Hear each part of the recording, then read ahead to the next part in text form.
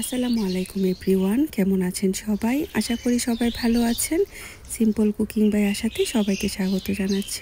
আজকে আমি আপনাদের মাঝে শেয়ার করব 4 ধরনের ভর্তা রেসিপি। আশা করি আপনাদের খুব ভালো লাগবে। খুবই সিম্পল ভর্তাগুলো আসছে বৈশাখীর মধ্যে। আমরা চাইলে কিন্তু এই ভর্তাগুলো খুব সহজেই বাসায় তৈরি করে নিতে পারি। চলুন এবার মূল রেসিপিতে যাওয়া যাক। প্রথমে একটি প্যানের মধ্যে এখানে 3 টেবিল চামচ রান্নার তেল অ্যাড করে নিয়েছি। তেল যখন হালকা গরম হয়ে আসবে, এখানে 10 থেকে 15টি শুকনা মরিচ ডাঁটা সহকারে আমি ভালো করে ভেজে নেব। মরিচগুলো অবশ্যই ডাঁটা সহকারে ভেজে নেবার চেষ্টা করবেন, এতে মরিচগুলো অনেকক্ষণ পর্যন্ত মুচমুচা থাকে। আমরা অনেকেই ভর্তার মধ্যে কাঁচা পেঁয়াজটা খেতে পছন্দ করি না, আবার অনেকক্ষণ পর্যন্ত ভর্তা ভালো রাখার জন্য এই কাঁচা পেঁয়াজটা হালকা করে ভেজে নিতে পারেন। একই প্যানের মধ্যে 2 কাপ পেঁয়াজ আমি হালকা করে ভেজে নিয়েছি। একদম ব্রাউন কালার করে ভাজা যাবে না, কচকচা ভাবটা যেন থাকে, ঠিক এভাবেই ভেজে আমি তুলে নেব।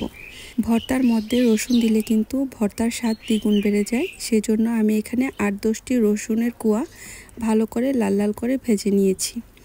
এবার এই প্যানের মধ্যে আমি মাঝারি সাইজের 2টি আলুগুলো আমি খোসা ছাড়িয়ে নিয়েছি। তারপর বেশি মোটাও না পাতলাও না, এভাবে স্লাইস করে গোল গোল করে কেটে নিয়েছি। আমরা কিন্তু নর্মালি আলু ভর্তা করে থাকি আলু সেদ্ধ করে। এভাবে ভেজে যদি আলুর ভর্তাটা করে থাকেন, এই ভর্তাটার স্বাদ কিন্তু খুব ভালো আসে, খেতে খুব ভালো লাগে।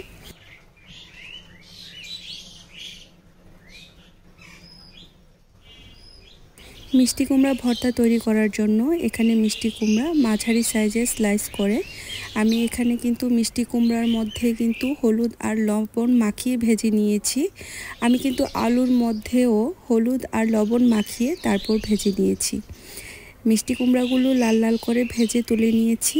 এবার একই প্যানের মধ্যে ঢেঁড়স ভেজে নেব। ঢেঁড়সের ভর্তা আমরা অনেকেই খেতে পছন্দ করি, অনেকেই ঢেঁড়স সেদ্ধ করে ভর্তাটা তৈরি করে। আমি আজকে তৈরি করব একদম হালকা করে ভেজে এই ভর্তাটা খেতে কিন্তু খুবই দুর্দান্ত হয়। তার জন্য আমি ভেজেই ভর্তাটা তৈরি করে নিচ্ছি। আপনারা চাইলে কিন্তু সেদ্ধ করেও এই ভর্তাটা তৈরি করে নিতে পারেন। এই পর্যায়ে তৈরি করব টমেটোর ভর্তা। টমেটোর ভর্তা খেতে কিন্তু খুবই ভালো লাগে। তার জন্য এখানে আমি মাঝারি সাইজে 2টি টমেটো মাঝখান দিয়ে ভাগ করে নিয়েছি। তারপর এখানে 1 চিমটি লবণ ছিটিয়ে দিয়েছি। তারপর উল্টিয়ে পাল্টিয়ে আমি লাল লাল করে ভেজে নেব। প্রত্যেকটা সবজি কিন্তু আমি একদম লাল লাল করে ভেজে ভেজে তারপর কিন্তু এই ভর্তাগুলো তৈরি করব। টমেটো থেকে কিন্তু অনেকটা পানি ছেড়েছে। এ পর্যায়ে আমি টমেটোগুলো চুলা থেকে নামিয়ে নেব। এবার ভর্তা তৈরি করে নেবার পালা। তার জন্য এখানে শুকনো মরিচগুলো ডাঁটাগুলো ছাড়িয়ে নিয়েছি। তারপর এখানে যে পেঁয়াজ আমি ভেজে নিয়েছিলাম, সেই পেঁয়াজ আর শুকনো মরিচ ভালো করে মাখিয়ে নেব। এই মাখানোটা খুব সুন্দর করে করতে হবে, হাতে যেন জ্বালাপোড়া না করে, তার জন্য আমি হাতে গ্লাভস পরে নিয়েছি। আপনারা চাইলে কিন্তু গ্লাভস পরে নিতে পারেন, কারণ অনেকগুলো ভর্তা তৈরি করা হবে, এতে কিন্তু হাতে অবশ্যই জ্বালাপোড়া করতে পারে। এই পর্যায়ে এখানে অ্যাড করে দিয়েছি স্বাদমতো লবণ। লবণের সাথে ভালো করে শুকনো মরিচ আর পেঁয়াজ একদম ডলে ডলে মিশিয়ে নেব। এই মিশ্রণটা আমি প্রত্যেকটা ভর্তার মধ্যেই ইউজ করব।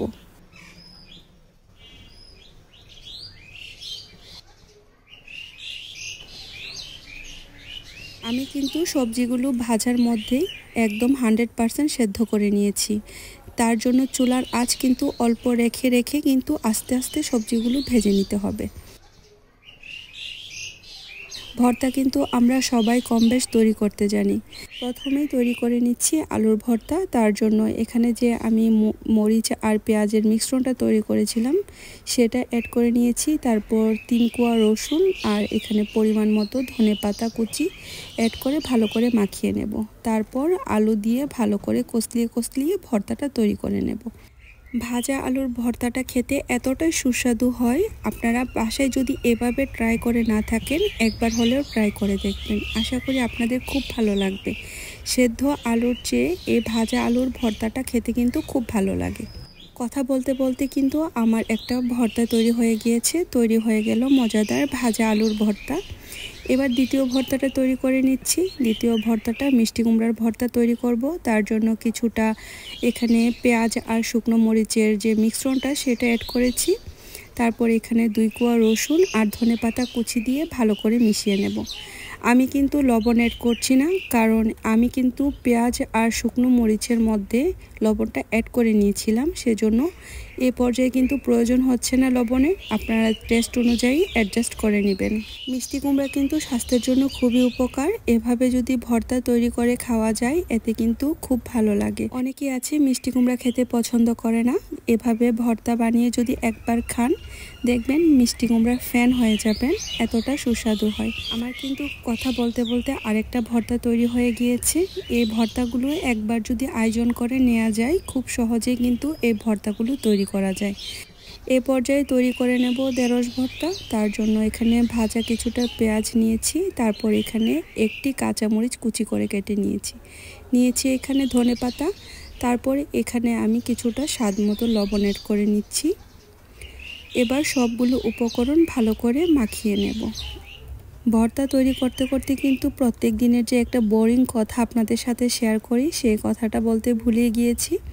আমার এই সিম্পল রান্নাগুলো যদি আপনাদের ভালো লেগে থাকে প্লিজ সবাই লাইক শেয়ার কমেন্টস করবেন। আর যারা আমার চ্যানেলটি এখনও সাবস্ক্রাইব করেননি প্লিজ সবাই সাবস্ক্রাইব করে আমার সাথেই থেকে যাবেন।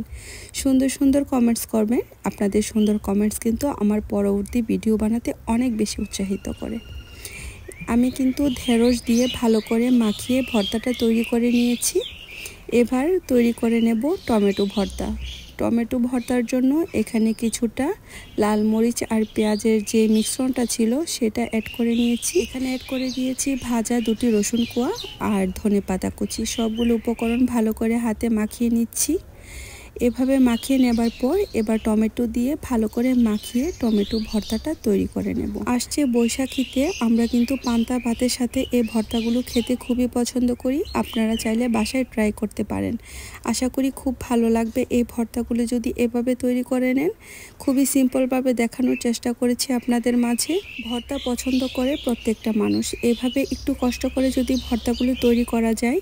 এখানে কাঁচা পেঁয়াজ কিন্তু অ্যাড করা হয়নি, সেজন্য এই ভর্তাগুলো কিন্তু আপনারা সংগ্রহ করে 1-2 দিন ফ্রিজে রেখে খেতে পারবেন।